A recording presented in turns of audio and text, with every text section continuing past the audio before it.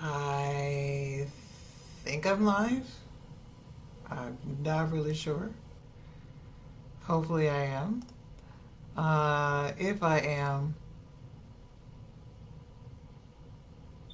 okay. So, um, it's been a minute since I've gotten a chance to talk to you. I'm Courageous Fire. Tonight, I'm talking about self care. So, gosh, as a black woman, that is not something that I grew up having someone teach me about. As a matter of fact, the line that I remember hearing the most as a growing girl was the rhymey, sort of guilt ridden phrase of man may work from dusk till dawn, but a woman's work is never done. Um, and so I saw the elders, the women that I watched, always feeling like they needed to do something else, loaded with busy work. If they didn't have an actual thing that they were responsible for doing right then I saw them prepping for something else. And the women that were the most highly regarded were the ones that had the most things to do. Um, if you're around my age, which is 50s, I'm sure that that sounds like a very familiar scene that you witnessed growing up as well. So self care was not taught. Taking care of others was taught, but not self care. As I've gotten older, I've come to value so much taking care of me because now I understand, right? You cannot be there for everybody else if you have zero.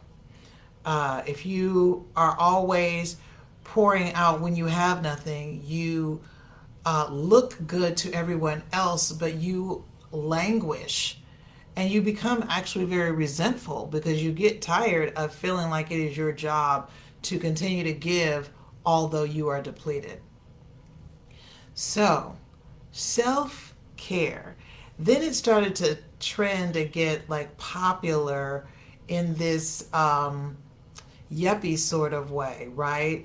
It became a thing of getting a seaweed wrap or getting a facial or getting a mani-pedi. But again, as a black woman, first of all, when was I going to be able to take myself to any sort of spa? And as a musician, I'm not going to do mani-pedis. I'm not going to do acrylic nails. I'm not going to do that kind of stuff because I actually need to be able to feel the fingertips for the instrument. And I type a lot, and I need to be able to feel my fingertips. So I used to think when it first started out that self care was something that was not for black women, it was for rich white women. Now I can't wait to share with you what it really is. This might sound extra elementary, but bear with me because self care means doing what it takes to take care of yourself. Yeah, how about that?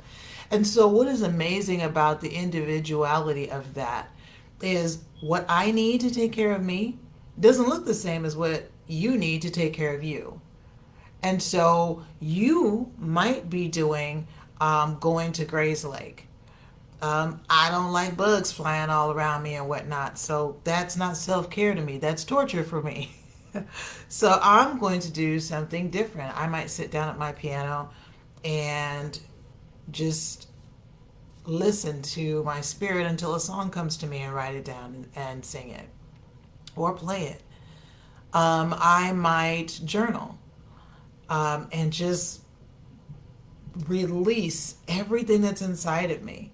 And that feels good to me because once I've emptied out anything that is negative energy for me, that is toxic to my spirit, then I'm able to be filled with positivity, inspiration, hope, peace, all of these wonderful things that then I can share with someone else.